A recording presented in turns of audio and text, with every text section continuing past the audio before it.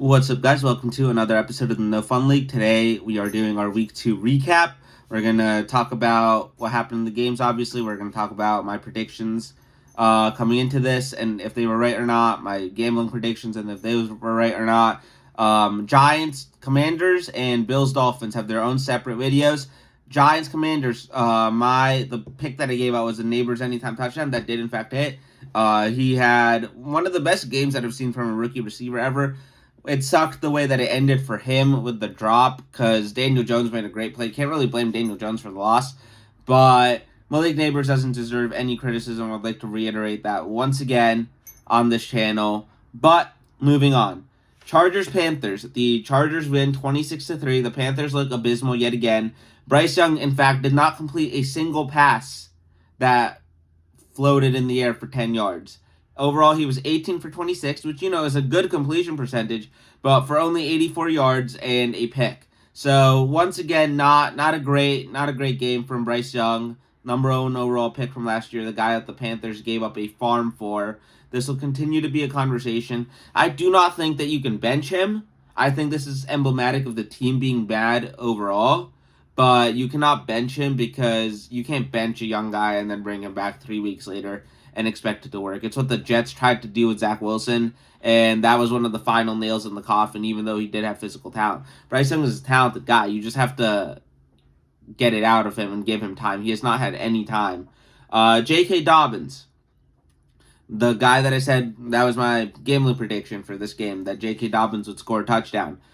Second straight game with 130-yard rushing and a touchdown. So he looks to be fully back from the Achilles injury that he suffered last year, which is awesome. He has been a great fit in this offense. And the Chargers are doing some diabolical stuff in their run game because they had Gus Edwards at fullback and J.K. Dobbins at running back for one of their touchdowns.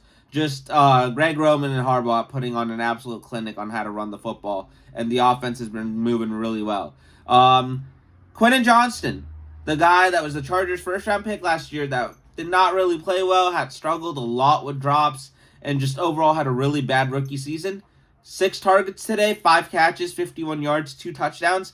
Now, once again, this is against the Panthers, but J.C. Horn is a first-round pick that, had an interception in this game and has generally been a good player when healthy. Quentin Johnston absolutely mossed him. That's what they drafted him to do. If he turns out to be good, this is a major, major, major development in the AFC if Quentin Johnston turns out to be a good football player.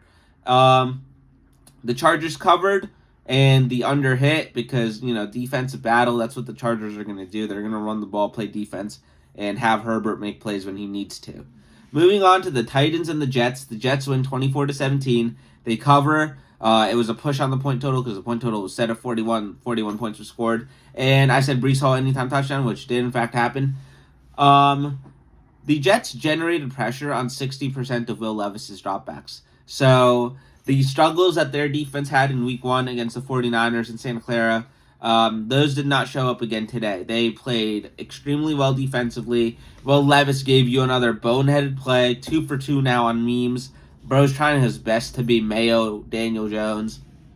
And the Titans had another punt blocked, I believe. I'm 90% sure, but also the Niners had a punt blocked, so it might be jumbling in my head.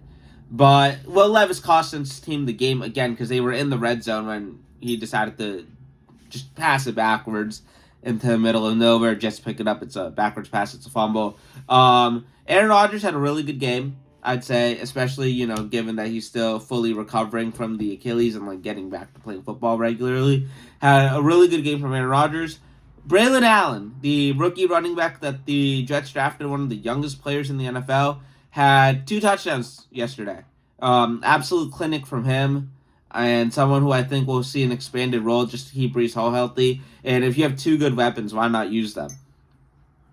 Moving on to one of the more unexpected games of the week, for me at least, Cardinals-Rams. Cardinals winning 41-10. I had the Rams winning this game. In fact, in my preview podcast, I said I'm surprised that the spread is so close in favor of the Rams because of how good they looked against the Lions.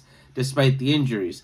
But more injuries added on. On top of that, Puka Nacua was already out. Cooper Kupp got hurt in this game. So it just seems to be too much to overcome. And Robert Mays made a really good point on the Athletic Football podcast last night that this looks emblematic of some of these Lions teams where Stafford is doing everything he can, but the team is just devoid of talent because of injuries. And the biggest issue is that Stafford isn't, 28 anymore. He's an old quarterback. Like, he needs a good offensive line in front of him just to protect him a little bit. But Arizona covers, the over hits, obviously, and James Conner, anytime touchdown, like I said, would hit. So, as of right now, we started off 4 for 4 on predictions. It gets worse later on, but, I'd say pretty damn good day for me. Marvin Harrison Jr. had himself a game. Now, once again, I've lamented the fact that the NFL Instagram account doesn't put out those have-a-day posts anymore, because those were great, really highlighting the people that had a good game. I don't know why they stopped doing that. But Marvin Harrison Jr. had himself a day. And it was really funny, because everybody in the comment section is like, oh, no, I benched him because, Kyler was like, oh, it's not my job to ball feed him. Which it isn't. It's Marvin's job to get open, and then Kyler's job to get him the ball if he's open, or just get the ball to any open receiver. But Marvin Harrison Jr. was open, and even when he wasn't open, he was making some fantastic plays. Like I said, the Rams' injuries are just too much to overcome right now. It seems like this team with so much talent that we had high expectations for. They are 0-2 now on the season, one of the more surprising 0-2 teams. And it just sucks because of the injuries, because coaching talent's there, quarterback talent's obviously there, and the defense has been decent. Obviously, today wasn't the best day for them. The offense really wasn't helping them out. They're a young team. Aaron Donald's presence is missed. Obviously, he's a Hall of Famer, but it just sucks. Kyler Murray's back, by the way. Really quickly, last note on this game. Kyler yesterday, 17 of 21, 266 yards, 3 touchdowns, and 5 rushes for 59 yards. He is back. He is playing like the MVP caliber Kyler that we saw in 2021 before he got hurt. He looks so good right now. Moving on to our second blowout, probably my favorite game of the week. Because, once again, I have reiterated this again and again for the last decade, because being a Giants fan has sucked. I don't care what the Giants do. If at least one team in the division loses in a miserable fashion, I'll be happy, especially if it's the Dallas Cowboys. They lose 44-19 at home in their home opener. We get people sprinting in to get into the game. Again, at AT&T Stadium. Just like the Packers game last year, just like the Niners game when Ezekiel Elliott, ran the last play from under center.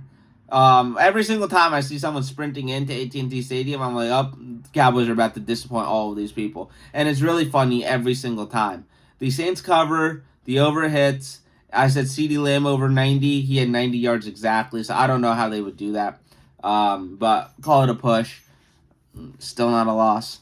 The Cowboys defense is the most overrated position group in the league, by far.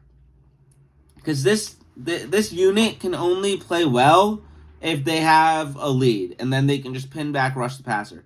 If they play in base defense like they had to yesterday, Saints putting out 2 tight ends, 3 tight ends, going jumbo set, they can't do anything. And we saw that. Alvin Kamara ran all over them. Rashid Shaheed ran right past them. Chris Olave had some really nice plays. Derek Carr was dealing the entire day. They're in a cover 2 defense on the first play of the drive. They're in a cover 2, which is designed to protect against deep plays. And you let Rashid Shaheed run right in the middle of both safeties for a touchdown. Just runs right past them on a cover 2. That's literally the one thing that a cover 2 is designed to protect. Just an abysmal showing. And, Mike Zimmer made some dumbass comments a couple weeks ago about, I didn't have to talk to the players. It was their fault that I got fired. Buddy, the way it's looking, you're going to get fired again. Because, yeah, you looked decent against Deshaun Watson, of all people, but you're getting cooked by Derek Carr at home in week 2. Once again, the Cowboys offense, same from last year, can't come from behind. It's designed to run the football, and now you don't have a good run game anymore because the offensive line is playing bad. Tyler Guyton has struggled in both weeks so far. Now, he is a rookie, but, they thought that they could just have a Tyler Smith situation where he was insane right off the gate. Tyler Guyton has not been that right at, to start the season, and it's shown. Can't really run the football. Dak made a lot of bad mistakes today. Some of the picks were really bad. And you know what? I'll have to admit it. 2 games into the season, I was wrong about the New Orleans Saints because I had them going 4-13 this season. So I will admit that I was wrong. They have looked phenomenal so far. They've been the best team in the NFL so far this year, offensively and defensively. And I can't wait to see how they build on it and if their run keeps going. Moving on to the Seahawks and the Patriots. Seahawks -3 was the line, so that's a push. The over hit, and Kenneth Walker did not play, so once again, it was my bet was void. The New England Patriots are doing an insane job so far this season. Now, obviously, they lost yesterday. It sucked, but, no one expected them to beat Cincinnati, and I don't think a lot of people expected them to stay with Seattle. Now, if Kenneth Walker plays, who knows? But this Patriots defense is obviously the real deal, and Jacoby Brissett has been playing really good football to start the season, and their run game has been good. Geno Smith might be the best quarterback in the league right now in terms of just consistency and making good plays again and again and again. He was 28 of 31 on passes under 10 yards for 201 yards total. Now, it's a lot of passes to throw for, between 0 and 10 yards, but it makes sense because the Patriots' pass rush is good and the Seahawks' offensive line has a lot of injuries and some new pieces. One really quick note before we get out of this game. Christian Gonzalez, first-round pick last year for the New England Patriots. They traded back and still ended up getting him. No one thought that he would fall that far.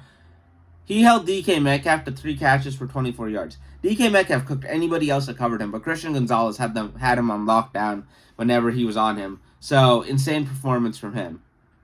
Moving on, next game that we're going to talk about, the Pittsburgh Steelers at the Denver Broncos. Steelers win 13-6. Russell Wilson gets a petty game ball, in the words of Justin Fields, because obviously everything that happened with Denver last year for him. Steelers covered and the under hit, which I said is the best bet, because I had no clue who was going to score or if anybody was going to score in this game, but I knew for a fact that the under would hit. Justin Fields faced the highest blitz rate of his career yesterday. Right? With all his reputation and everything like that and things that we've seen in Detroit, you think, if he sped up, it's going to be even worse. But he was 9 for 13 for 83 yards and a touchdown when blitzed. Absolutely phenomenal. He's been playing really good football. Obviously, they're not scoring a lot of points. They scored 31 total so far this season, but they're 2-0. And I genuinely think that this might be one of the best Mike Tomlin teams that we've seen in the last half decade at least. Because, you had old Ben Roethlisberger who couldn't really do it anymore. Then you had Kenny Pickett who you tried your best, but he couldn't really do it either. Right now, you have a guy that can be a great game manager, but then just give you a play when you need it, and he has done that. It didn't even count. It came back. But Justin Fields scrambled out and absolutely dropped a dime into into George Pickens' hands. A absolute dime. And Pat Surtain was on him and hands all over him, everything. Absolute dime. Now it didn't count. It came back because of a holding call. But that was just an elite throw. Bo Nix has struggled so far. Only note on Denver. They're 0-2. I think that was to be expected. But couldn't really throw it well past 10 yards today, similar to Bryce Young. But the Broncos' offense as a whole needs work, running game, passing game, everything. And I'm sure Sean Payton will figure it out because he has the pedigree and I trust him to do so. But, yeah, just Broncos games are boring. Steelers games are boring. Steelers usually find a way to win, though. Moving on, Browns-Jags. Browns win 18-13. Cleveland covers, the under hits. Brian Thomas did not score a touchdown. So this is the first thing where I was fully wrong. He did come close a couple times. Trevor missed him. But like I said in my preview, it was up to the Browns defense to, mess with Trevor Lawrence. And they did that. He did not have a good game. Only 4 targets for Brian Thomas. Didn't see Tank Bigsby pop up on the stat sheet much at all. So, which is a shame because he had a great first game. So, I think the offensive game plan as a whole was not good. Now, there are some articles and stuff after the game about, his Doug Peterson the issue and stuff like that because they're 0-2 again. But I don't know. This team has a lot of talent on them. The defense has been decent, but just another lackluster showing from them. Jerome Ford, 7 rushes, 64 yards, 9.1 yards per carry. Great game for him. He had his long was 36, so a lot of it obviously came on there, but still a really good game from him. Deshaun Watson was 22 of 34 for 186 yards, so he did wreck the game this week, like last week, but he wasn't great either. I don't think he'll ever be like 230 million guaranteed good, and that's what we should judge him on. Among other, Deshaun Watson is an entirely separate conversation, but we'll move on for now. Moving on to the Packers and Colts, another surprising game. Packers win 16-10. Green Bay covered the under hits, and Josh Jacobs somehow didn't score a touchdown. Malik Willis, 12 for 14, 122 yards, and a touchdown. Exactly what you needed from him because the Packers ran for 261 rushing yards today. Or yesterday. Who cares? 261 yards. Gus Bradley, you've been in the NFL for a really long time. This guy is playing quarterback. He is literally, I think he threw his first passing touchdown today. And you let them run the ball for 260 yards? You can't call a good run defense against a team that you know is going to run the ball and run the ball only. Absolutely pathetic from Gus Bradley and his defense today. One of the worst units in the NFL right now, especially when it comes to covering the run. Anthony Richardson had a really bad game, honestly. 6 for 16, 100 yards, a touchdown, and 3 interceptions when he threw the ball past 10 yards. And so far this season, he has thrown more interceptions than completions when the defense plays man coverage. So if I'm any defense playing the Colts, I would just play man coverage and see what happens. So, and once again, I think this is to be expected. You have your splashy plays, your highlight plays every game. He got them back in a position where they could have won this game somehow. But he's still struggling. This is like rookie Josh Allen, second-year Josh Allen stuff. And it'll have to be coached and corrected. And Shane Steichen is probably the best coach to do that. I'm excited to see how he develops as this season goes on. The Packers defense still, let up a good amount of rushing yards. But they held up overall. And Xavier McKinney has been a true difference maker for them. As a Giants fan, I was very vocal about the fact that I was more sad about losing Xavier McKinney than losing Saquon Barkley. And Xavier McKinney has shown why. 2 picks in 2 games. Absolutely on fire to start the season. Bengals-Chiefs. Probably a game of the week, matchup of the week, and it lived up to the hype. Chiefs win 26-25. Cincinnati covers the overhit. Pacheco does not score a touchdown like I said he would. He got hurt, so I'm sure that's a big reason why. Trey Hendrickson generated 4 pressures, 3 penalties on the Chiefs' left tackles. Almost won them the game. Almost. We'll get to that in a second. This is the highest that the Chiefs have ever blitzed Joe Burrow, and it worked. They blitzed him 37% of the time. He was 7 for 11 for 40 yards and 2 sacks.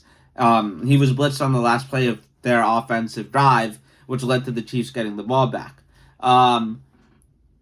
Patrick Mahomes played one of the worst games that he has in his career. It was his second lowest yardage total passing yards wise. The first lowest was when he got hurt on that QB sneak against, I forget which team it was, but he got hurt on the QB sneak and he left the game early. That was number 1. So in a full game that he played, this was the lowest that he's ever passed for. So Lou Anarumo continues to, put together some sorcery to beat Patrick Mahomes. Let's get to the elephant in the room.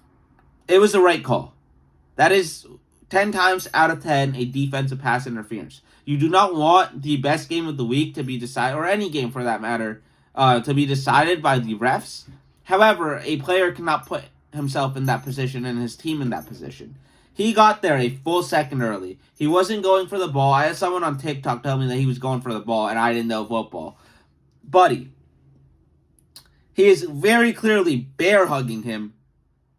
I can show you a still shot. He is very clearly bear hugging him. That it's a penalty 10 times out of 10. The refs made the right call. You will want that call to go to your team every time because, once again, it is the right call. Flip side, if that happens to the Bengals on the last play of the game, they kick a field goal to win, no one's complaining. It's just that people are sick of the Chiefs winning, and people think that they get the flags, which they really don't. So, yeah, they win. It was the right call. They did what good teams do, and they won a gutsy game. Raiders-Ravens, by far the biggest upset of the game, and a game that I think might be emblematic in the NFL for years to come, and here's why. The Raiders obviously cover. The overhit, Isaiah Likely had like 26 yards, so he did not hit over 35 like I said he would.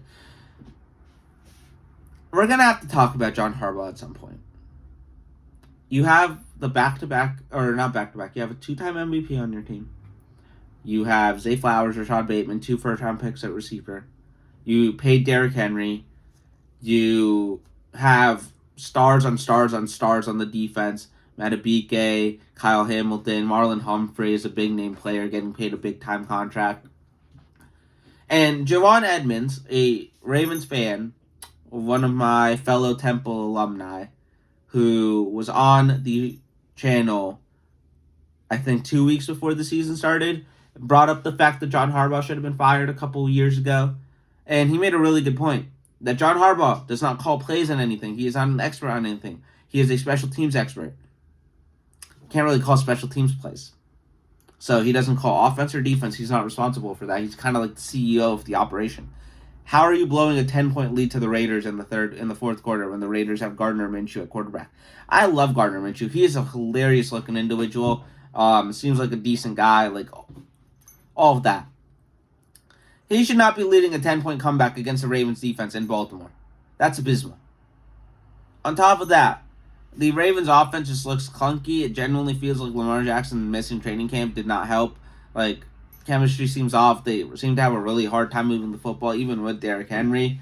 Brock Bowers had a phenomenal game. 9 catches, 98 yards. Was their second leading receiver after Davante Adams. So, great game for the rookie. So, Brock Bowers, Malik Neighbors, Marvin Harrison Jr., rookies, all balled out today. Gardner Minshew had a pretty decent game. 30 for 38, 276 yards, a touchdown, a pick. Don't think you can expect more or ask more from Gardner Minshew. And Justin Tucker has missed 2 field goals so far this season, 1 in each game. They lost the first game by a touchdown. They lost this game by a field goal. So that's been one of the major differences for the Baltimore Ravens this season. So hopefully he gets it figured out. He is the greatest kicker of all time. Getting up there in age. Let's see if it's just the yips or something else that can get figured out. Adam Vinatieri had something like this happen towards the end of his career as well. So let's see what happens there. Moving on to another huge upset. The Vikings versus the Niners. Vikings cover. The under hits. Jordan Mason anytime touchdown also hits. I really liked after the game, Brock Purdy went up to Brian Flores and was like, your scheme is crazy. Because Brian Flores is the only NFC defensive coordinator to beat Brock Purdy, and he's done it twice. The Vikings are the only NFC team that Brock Purdy has lost to.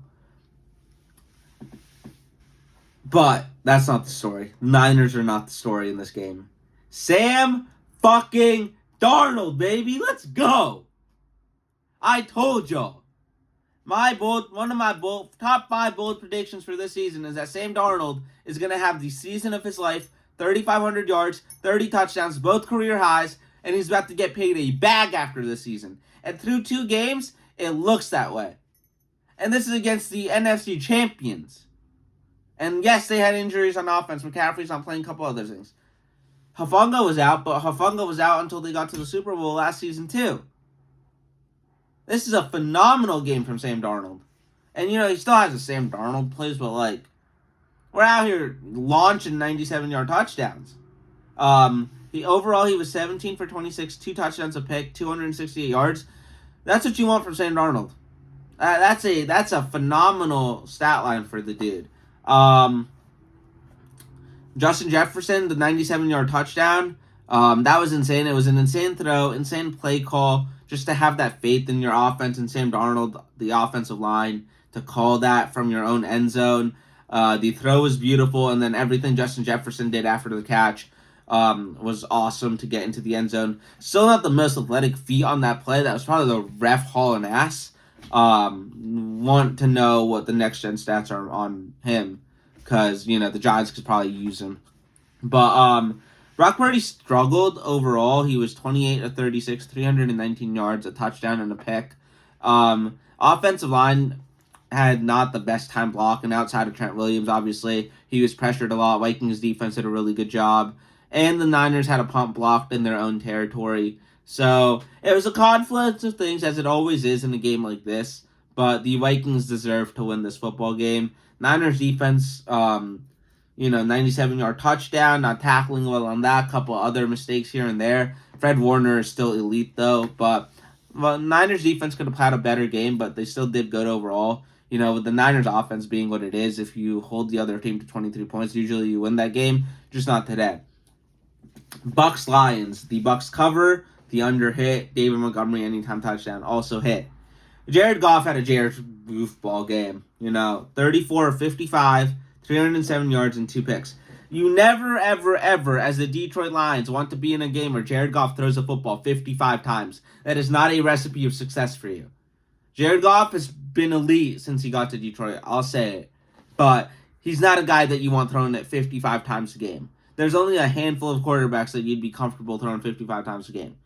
And they're probably all in the AFC. Or Stafford, for that matter.